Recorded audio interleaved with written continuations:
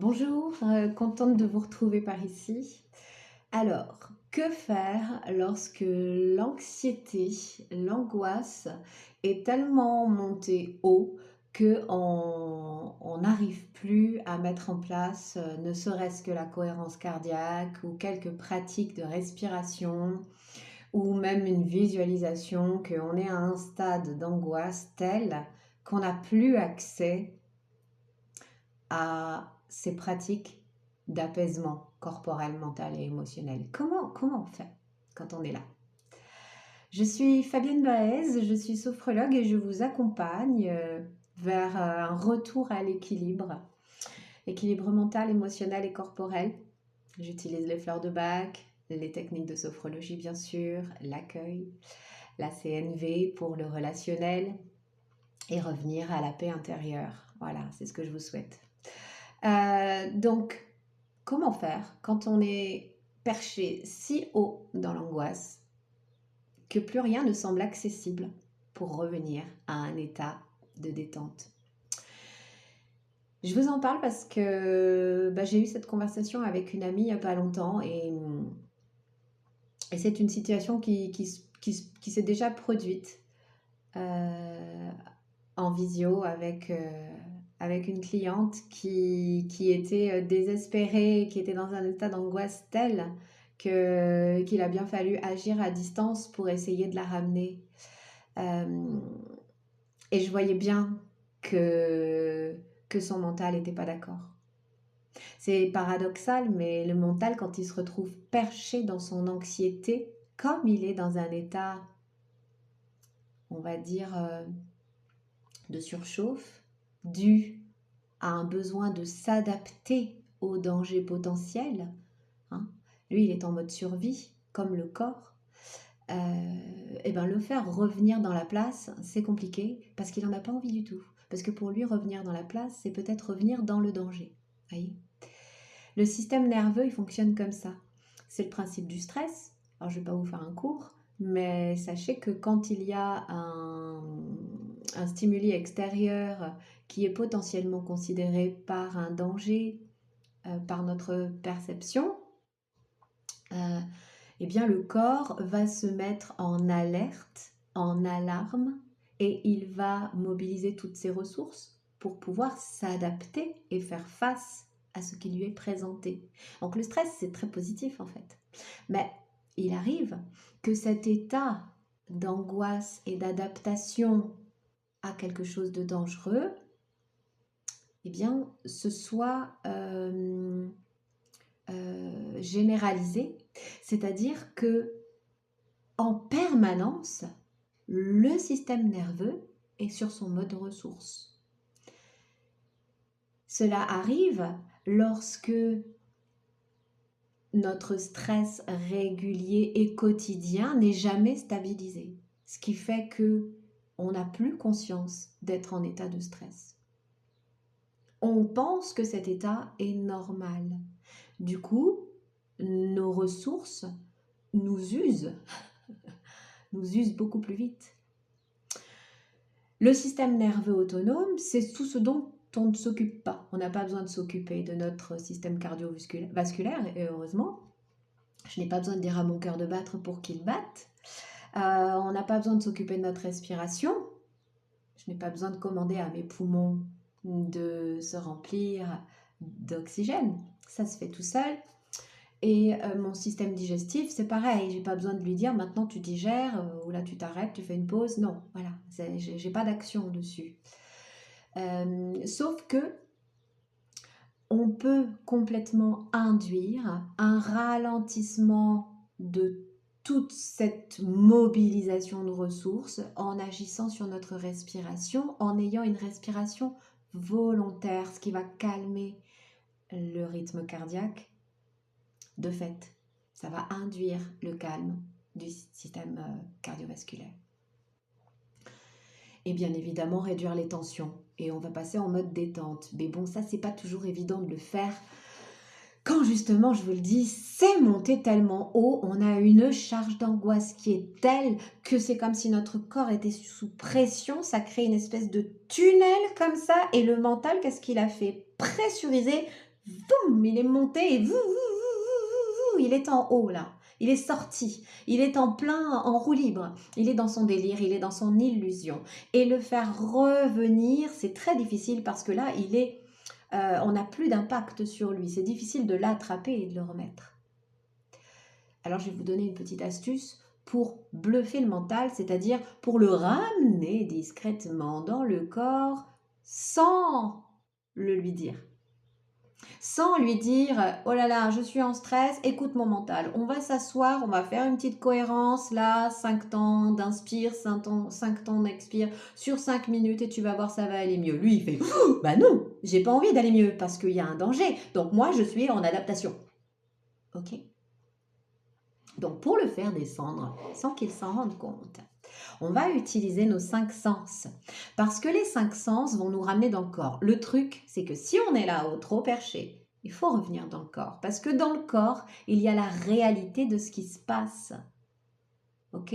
Le corps, c'est notre perception de l'instant présent. Donc tout ce qui est danger à venir est effacé, ou du moins atténué, parce qu'on est revenu dans une perception plus juste, plus proche du réel. Est-ce que je suis en danger? Bah là, pour l'instant, non, ça va. Ah ouais, ok. Vous voyez? Donc, on va passer par nos 5 sens, parce que je vous rappelle que les 5 sens, c'est notre perception du monde via notre corps. Donc, on revient dans le corps. Ce corps, par lequel je vois, par lequel j'entends, par lequel je peux toucher, par lequel je sens et par lequel je peux goûter le monde. Ok? Donc, quand je suis en état d'angoisse et de stress et à tel point que j'ai cette oppression sur la poitrine et que vraiment ça va pas et que même je me dis je vais pas pouvoir aller travailler aujourd'hui, c'est pas possible, je suis trop en stress quoi. Quand on est là-dedans, la première chose à faire, regardez autour de vous et nommez 5 choses que vous voyez. Ok? On va passer par la vue. C'est le plus facile d'accès. C'est celui où le mental, il va pas se poser trop de questions. On lui demande pas trop d'efforts. Donc, il va accepter de jouer le jeu, en quelque sorte. Donc là où vous êtes, vous vous asseyez, vous regardez autour de vous et vous allez nommer ce que vous voyez. Si vous êtes dans votre cuisine, je vois mon placard de la cuisine, il est de telle couleur, etc. Bien nommé, bien précisé. Ça va vous obliger à vous concentrer, mais une concentration relative. On est sur le sens de la vue. Bon, c'est pas hyper subtil, vous voyez? Donc ça, si vous voyez votre tasse à café, ben je décris ma tasse à café, je vois ma tasse à café, elle est de telle couleur, elle a telle forme, etc. Ensuite, vous allez passer au toucher.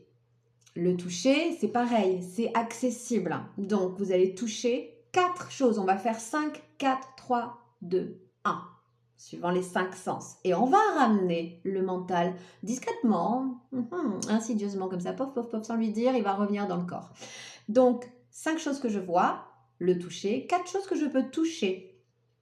Ça peut être la table, ça peut être la tasse de café, chaude ou tiède, voyez? Et vous allez nommer ce que vous sentez, la sensation, la texture, la chaleur, la tiédeur, la température, la rugosité, voilà, la matière que vous sentez, est-ce que c'est souple? Vous nommez tout ça, ça va vous demander encore plus de concentration, mais somme toute, on est toujours dans un truc enfin pas hyper subtil non plus, c'est facile à faire, donc même si on est en état que c'est toujours là-haut, que le mental est encore dans sa hauteur, ça va quand même pouvoir redescendre petit à petit. Au plus vous allez vous demander des choses précises et puis toucher quelque chose, il faut penser, alors c'est où? J'ai déjà touché ça, ça.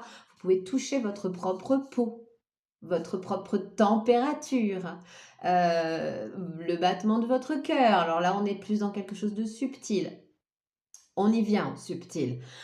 Ensuite, on a fait la vue, le toucher, on va passer à l'ouïe.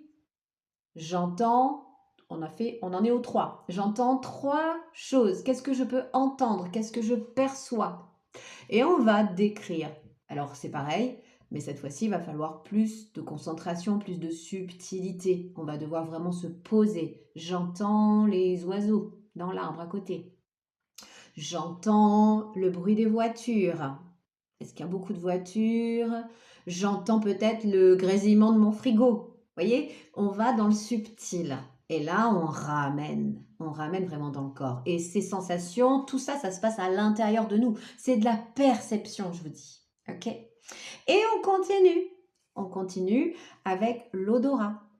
Alors là, on est vraiment, vraiment à l'intérieur, dans la subtilité. Je peux sentir l'air. Qu'est-ce que je perçois une odeur? Est-ce que je peux sentir l'odeur de mon café? Si je n'ai rien à portée de main, je peux sentir le creux de ma main, ici. D'accord? Je peux sentir un objet. Si j'ai un livre, je vais sentir les pages du livre. Essayez de vous mettre en contact, de vous connecter avec votre odorat, avec la perception de cet odorat, de ce parfum, voilà, on est sur le subtil et on rentre encore plus dans la concentration. Et puis enfin le goût.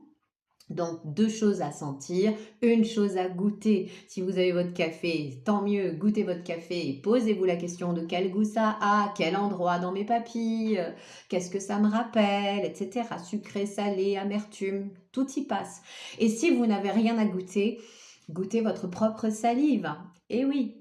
Et à partir de là, de ces perceptions fines, vous aurez ramené votre mental sans le lui avoir demandé. Mais malgré tout, il sera revenu dans le corps. Et ça va vous ramener dedans, resserrer la focale, parce que quand on est en stress, c'est hyper ouvert comme ça. Ça ramène la focale. Et toute cette étape, ces 5 étapes de concentration vont ramener aussi la respiration, le corps, la détente musculaire. Et là, vous allez être en capacité de mettre en place une pratique de sophrologie qu'on peut voir ici en consultation, que je peux vous faire travailler en séance. Hein. Des techniques de respiration avec cette fameuse respiration toute simple de base qui est j'inspire par le nez et j'expire, une expiration longue par la bouche comme si on soufflait dans une paille parce que ça va faire revenir la respiration à l'étage abdominal. Et c'est là que la détente s'opère. C'est là qu'on va stimuler aussi le nerf vague, le nerf vague qui passe au niveau de l'abdomen. C'est dans cette respiration naturelle abdominale que l'on a oublié, surtout en état de stress où on est ici et que le soufflet là, il est complètement comprimé. Voilà. Refaire descendre le mental dans le corps pour pouvoir ensuite pratiquer quelque chose qui va vraiment installer la détente, où vous allez pouvoir reprendre vraiment vos esprits. C'est vraiment ça, reprendre vos esprits pour reprendre le pouvoir dans votre propre fonctionnement corporel, mental et émotionnel. Hein.